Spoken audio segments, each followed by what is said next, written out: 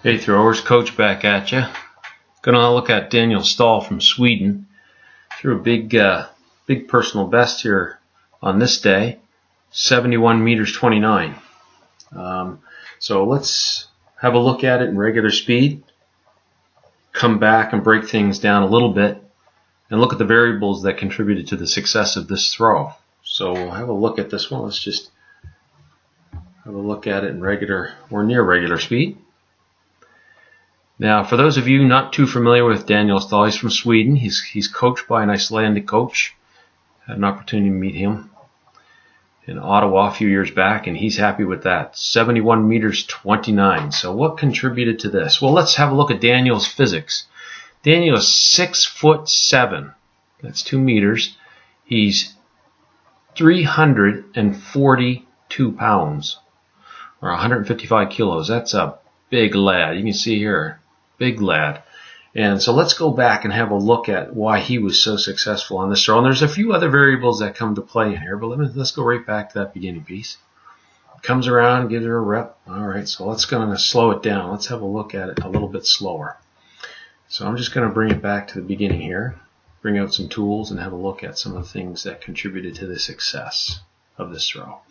Now, given his whole physics, I mean, finding someone of this physical stature obviously contributes to the success. But you could see him in the field of play. I mean, he was just jumping around, and he was very athletic, right? I mean, if he was in the NFL, he would make some big bucks. But anyway, let's have a look at as he comes around here on this attempt here.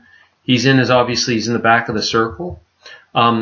Apologize, the best video that I have, she can't see the bottom of his feet, which is really important, right? I mean, a lot of the coaches out there will agree with me trying to look at his feet. But we'll go with what we have. But we know Daniel, he's very athletic, he's very flexible, and he's reasonably fast for this event. So not the fastest guy by no means, but he makes it up in his height and certainly his weight.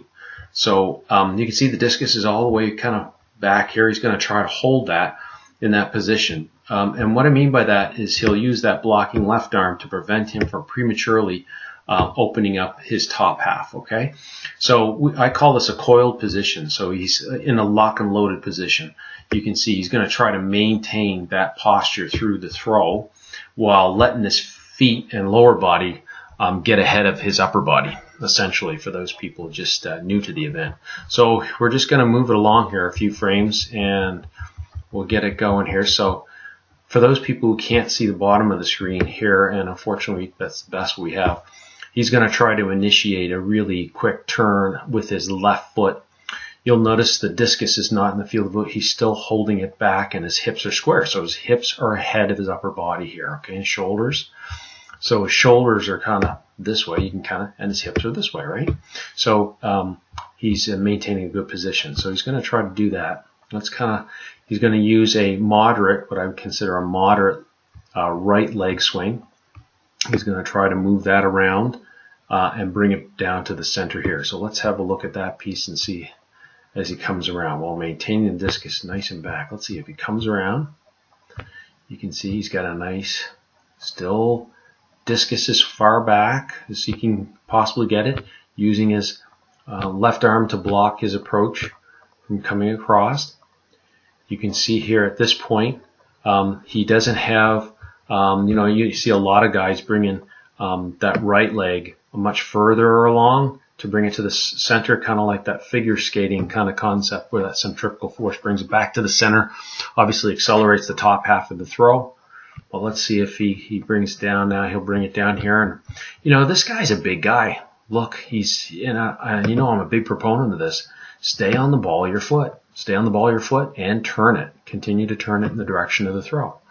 He still has that discus way back. You can see there he's got it way back. And as he comes around here for his plant phase, you'll notice something here, and I think, check this out. He's closed off. Like, most people would advocate that, maybe his left foot should be over there so he has a little bit more room to open up to turn those, obviously to turn his foot, to turn his knee, and then to turn his hip. So he's a bit closed off right here, but he makes the quick move of getting out of the way So let's have a look at this in the next 2 frames here. So he's established a fairly effective left side block. You can see here the arms, it's going to stay there. He also, you can see here, he's very linear this way, straight up through. So this would consider be a blocking left side for that right-handed thrower. You can see he's trying to make every effort to turn over that bottom right foot and toe. He's got it pointed in the direction, the knees pointed in the direction, the hips now pointed in the direction, and now the release of the discus. Okay, so let's see this go. 71 meters, 29 centimeters. So you can see here, he's going to come out here. He's still trying to hold on to his left side block. You can see it's a little bit awkward because his left foot maybe should be a little bit further to the left of the circle, front of the circle. And as we keep moving a few slides along here, the discus is gone. Now he's in a recovery phase. Land that right foot or continue to spin for a guy like this size obviously helps him. And like I said, a lot of throwers are different in their approach. They can post and throw. Some people come out, hold and throw, and then do a turn. But nonetheless, you're just trying to create that left side block for a very, very short period of time. Now, let's run that again. And I'm going to talk about just a couple other things that I've noticed in this video. And I'm thinking 71-29, what's going on here, right? And I just want to point out a couple things here that I see in the video. One is if those people watching as I continue, these flags are really blowing.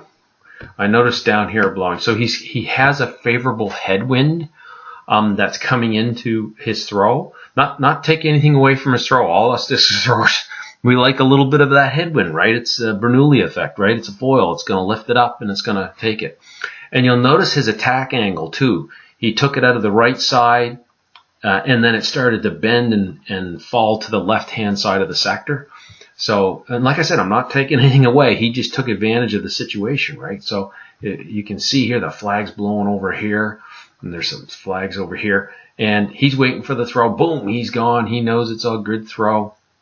And, you know, as he's coming along here, you're really excited for him. Obviously, it's, he got lucky on the day where, the conditions were favorable for him to throw, and you can see the flag in the background there. And so as he took this discus for a flight, you'll notice he'll start it at the right side of the sector, and then it floats back in. So the wind was coming in from the right side of it. Now watch it coming out here. He starts it out at this, watch this, comes right out, and then it starts to dive to the left.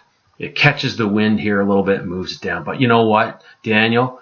You did it on a day when it meant the most here for you to get ready for the World Championships. And if anything, it's going to get him mentally ready for the big meet. And good luck, Daniel, and to your coach. Good